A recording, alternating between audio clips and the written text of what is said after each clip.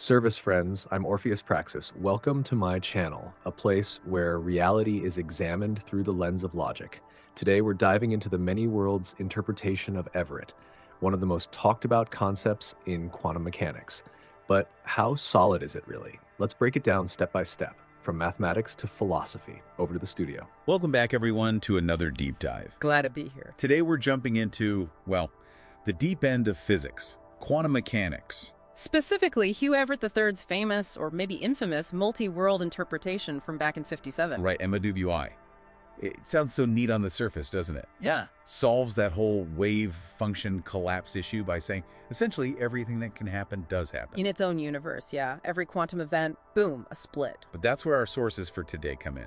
We're looking at an analysis by Andrei Priss and Boris Batinin. And they argue pretty forcefully that MWI, despite that surface elegance, might be a dead end, scientifically and philosophically. So our mission today is to unpack why.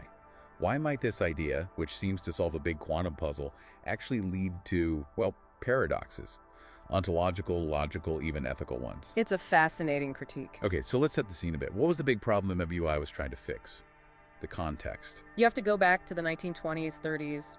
Quantum mechanics was facing this crisis of measurement. Ah, the classic Copenhagen versus Einstein debates. Exactly. You had Bohr and Heisenberg saying, reality is sort of fuzzy until you measure it. Measurement collapses the wave function into one outcome. But Einstein hated that.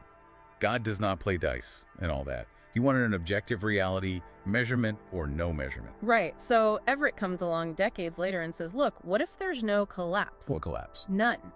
The wave function just describes everything, the whole universe, including the observer. And when a quantum event happens with multiple possibilities, the universe splits. Every single possibility becomes real in its own branch. Leading to this exponential growth of parallel universes. Precisely, an ever-branching reality. Okay, so that's the setup. Now, how do Priss and Batinin start taking this apart? What are their main arguments against this multi-universe explosion? Well, they lay out four key contradictions. The first one is just the sheer mathematical absurdity. How so? Think about the numbers. Even a simple system, say 10 to the 23 atoms, like a small object, it undergoes something like 10 to the 23 quantum interactions per second. Each interaction has at least, say, two possible outcomes. Right, a split. So you're looking at 2 raised to the power of 10 to the 23 new branches. Wait, per second? Per second. That number it's beyond astronomical. It's practically meaningless from a computational standpoint. So it's not just conceptually weird, it's mathematically unmanageable and maybe untestable. That's a big part of their argument. Does it even remain science if it generates something so fundamentally unobservable and, well, infinite? It perhaps pushes it more towards metaphysics. Okay, that's a big number challenge. What about the second point? The logic of actually observing things. You mentioned a thought experiment, like drinking poison. Right. This one gets really counterintuitive. Let's use their analogy. You drink poison. According to MWI, there's a branch where you die and a branch where somehow you survive. Okay. But think about it from your perspective. Which branch can you possibly experience? The one where I'm alive, obviously. Exactly. A dead observer observes nothing. So subjectively, you always find yourself in the branch where you survived the poison. So for me, the poison effectively never works. That seems wrong. It leads to this bizarre conclusion, yeah.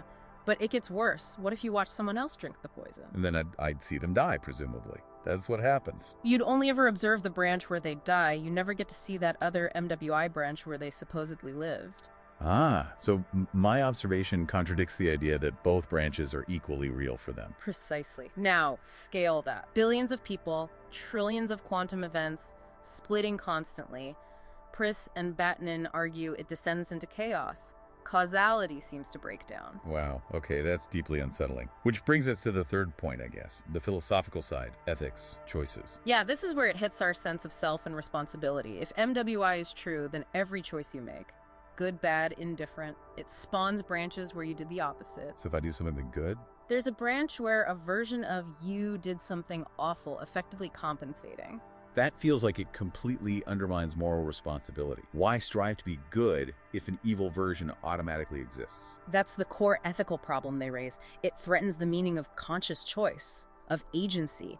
If all outcomes happen anyway, what's the point of deliberation or striving? Does it clash with specific philosophical views? Definitely. Think about something like Buddhism, aiming for nirvana through conscious effort and choice. MWI implies infinite versions of you don't make those choices remaining stuck. It also clashes with ideas like Nagarjuna's shunyata emptiness, interdependence, or Advaidanta's non-duality, which posits one ultimate reality, not infinite splitting ones. Okay, so mathematical absurdity, logical paradoxes in observation, ethical collapse. What's the fourth contradiction? Something about birth. Yes, the ontological paradox of birth. MWI logically implies there must be branches where you were never born. Okay, that makes sense within the theory. But you can't experience not being born. Consciousness only exists where it exists. So those unborn branches are, well, they're just abstract concepts from your perspective. They aren't real in the way your current existence is. So it makes my unique subjective experience seem less unique or problematic somehow. It suggests your conscious you is just one outcome among infinite possibilities, including non-existence. This challenges the very idea of a singular, unique self, reducing it to one data point in an infinite set. It seems like all these critiques, the math, the observation, the ethics, the existence, they keep coming back to one fundamental thing, cause and effect. MWI seems to mess with it fundamentally. Absolutely. That's the linchpin of their entire argument, really. If one single cause, like taking poison, can lead to two contradictory effects, death and survival simultaneously, even in different branches, then the whole basis of prediction breaks down. completely.